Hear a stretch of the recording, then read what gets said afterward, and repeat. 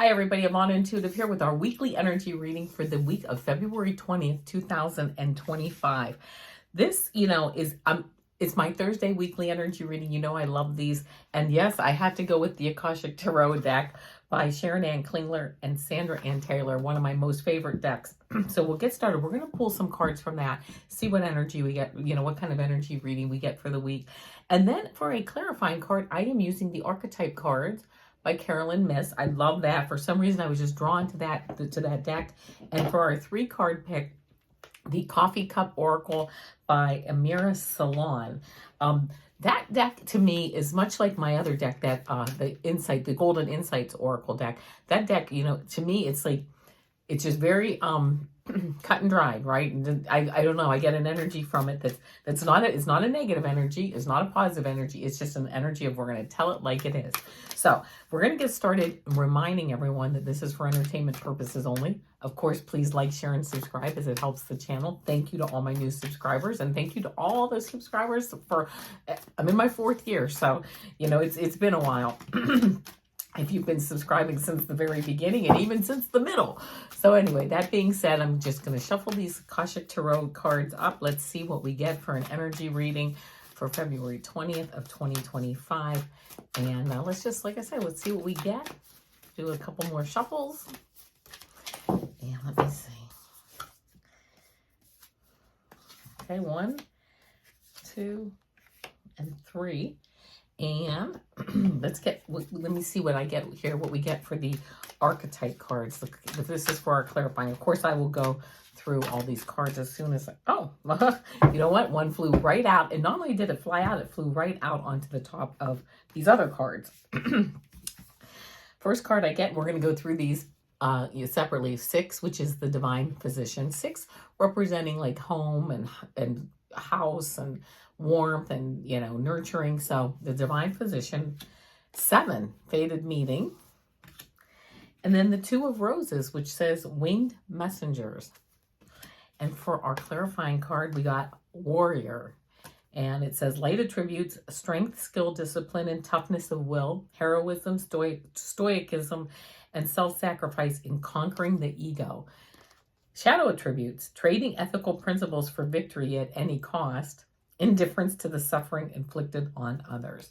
So we're going to do a little bit of a deep dive on this card also. But first, we're going to get started. I love this. The first 2 cards that we got are a 6 and a 7. And those are like major arcana cards in this deck. Those are cards that, really have quite a bit of energy. So first one, here we go. Divine Physician. I love that. The artwork on these cards is just really stunning. The Divine Physician stands before a well, carrying a jug of healing water and sharing his light of healing with those nearby. Upon his robe is the caduceus, the emblem of medicine and healing, called Diem. I'm not going to even try to. It's called Diem. I'm going to say Celt, but I'm sure that's not how you say it. By the Celts, he made the mortally wounded rise again through his incantations of sacred words. This powerful, eternal healing spirit walks with you at this time. This card indicates that you are moving into a time of magnificent healing on many levels.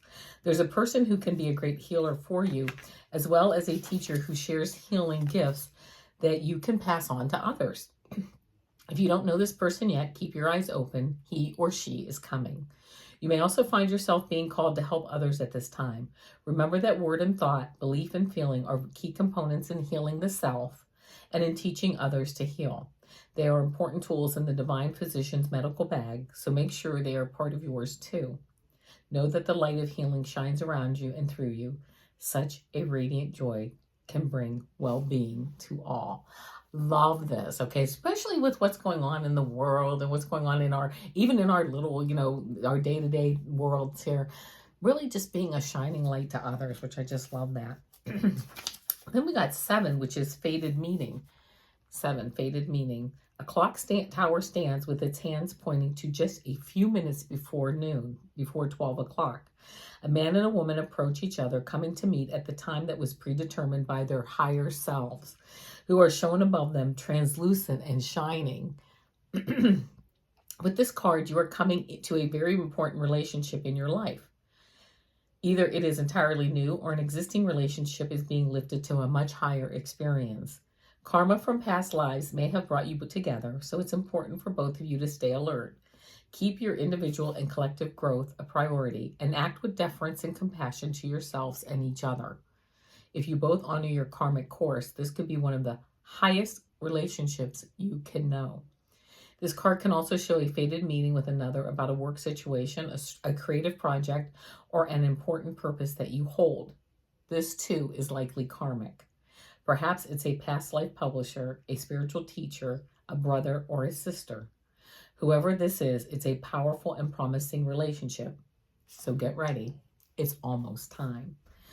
Love that. And then we have this Two of Roses. Let's see what we get here for Two of Roses. And this is winged messengers. A white dove carries a message in his beak and flies high above a table laid out for tea.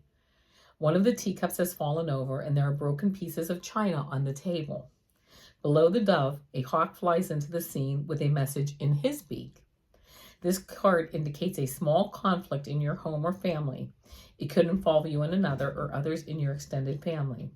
There could be money issues about the home, an inheritance, or personal finances. The dove brings a message from your spirit, a call to see this little drama through your higher mind and compassionate heart. You may feel compelled to be the peacemaker or the provider in this situation. Let yourself do as your spirit guides you. The hawk, a predator, shows that there are times when you might have a tendency to be pulled into the fray yourself. With the hawk entering from the right, it certainly indicates that more challenges may be coming your way. Happily, your spirit is high above those challenges so you can see them clearly and deal with them effectively. Okay, very interesting. Now let's read about the warrior here and see what this card, this warrior is like, it's one of the archetype cards, and it's kind of like the clarifying card over everything. So let's see what we have.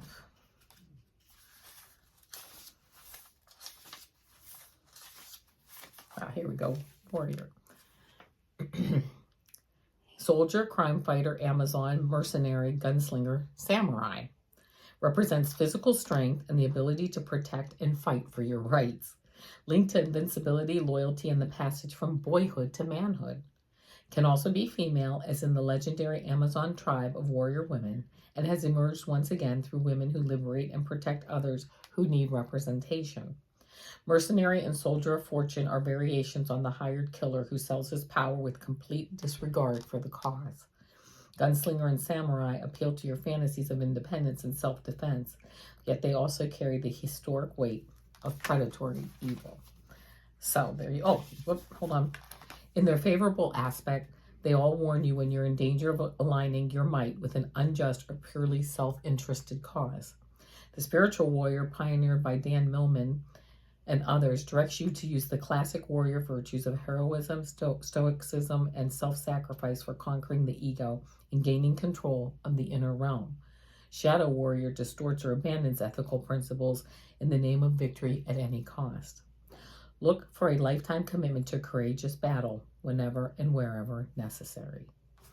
So there you go. This is very interesting because, you know, we start out this reading with this beautiful divine physician card, like our higher selves, who we are, what we're heading for as far as love and light and healing and exuding that light. We then get this fated meeting card. Somebody coming in, you know, we have a fated meeting with something. It's almost like I'm hearing we have a fated meeting with something that is going to challenge, right? You know, okay, this is funny. These thoughts are all hitting me kind of at once. But this fated meaning brings someone into our life, okay, like the winged messenger that upsets our apple cart. But it's a fated meaning because we're going to be called onto which side, you know, who do we pick? Are we the warrior with the light attributes or the warrior with the shadow attributes? This sounds like, to me, from what I'm hearing in my head with what's going on, something comes up for us, if it hasn't already, and it really forces us to move into a higher level of understanding. You know, it's all good when we're sitting in our room and we're meditating and we're feeling all that beautiful energy and we're like, yes, everything's flowing. But then you kind of go out in the world and you meet other people, you meet other ideas, you meet against other energies, which are all good. I mean, the universe does not say that there's like a negative energy out there.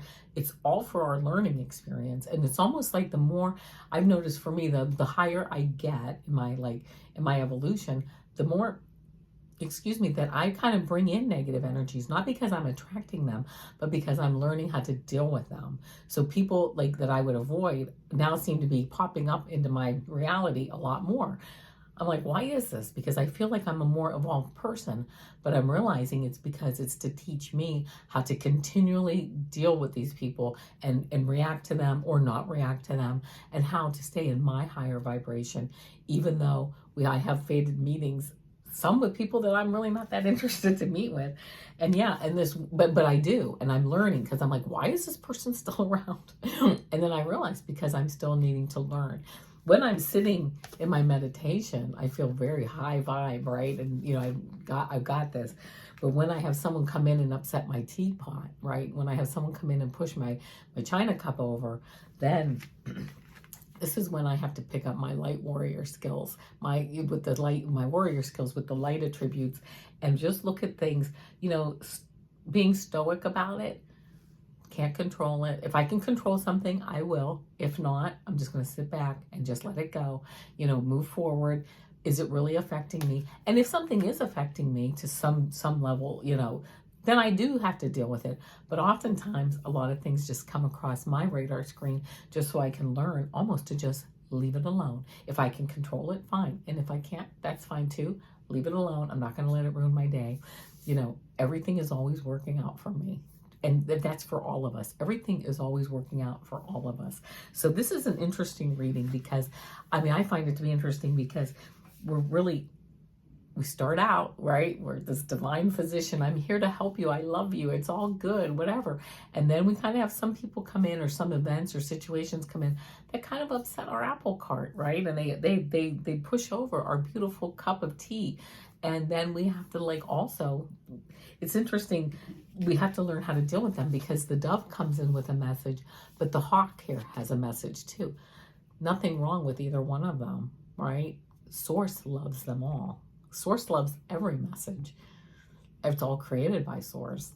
So when this happens, then how am I for myself, my ego and my spirit, and how am I dealing with this in my life to really be the best warrior and the most evolved warrior with the light attributes of strength, skill, discipline, you know, and a toughness of will, right? It's just an interesting reading here. And it seems like some people, I feel like, you know, I kind of feel like I don't watch the news often, but when I do, I kind of feel like my toes are being stepped on, like people are, you know, crossing my boundaries in some way. But then I have to say, now, really, are they or aren't they? Does it really affect me? If I can do something to control it, I will. And if not, I'm just going to, you know, just going to go about my day, enjoy the things that I enjoy, and, you know, not let it bother me. So anyway, so I think it was a really good energetic reading this week, especially, you know, just helping us to really you know, realign. People are going to come in sometimes and knock our teacup over. How do we react to that, right? We're going to react as the warrior. It's like, what? You crossed my boundaries? What are you doing? But do we do it really in a mature, enlightened way? Or do we do it in a way that, you know, that's a little bit different, maybe a little bit more harsh? So, all right, there you go. That's the reading I have for this week for the energy reading. Now I'm shuffling the cards for this coffee cup oracle. So pick 3 cards. So we'll see what we have with that. Let's pick 3 cards. Let me see. I'm going to do a little more shuffling. Think about something you're thinking about. Okay.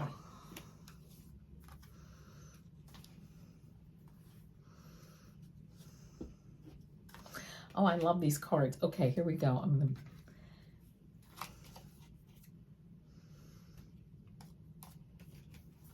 All right, here we go. And I'm going to read from the book once we go through the cards here. But card 1, card 2, card 3.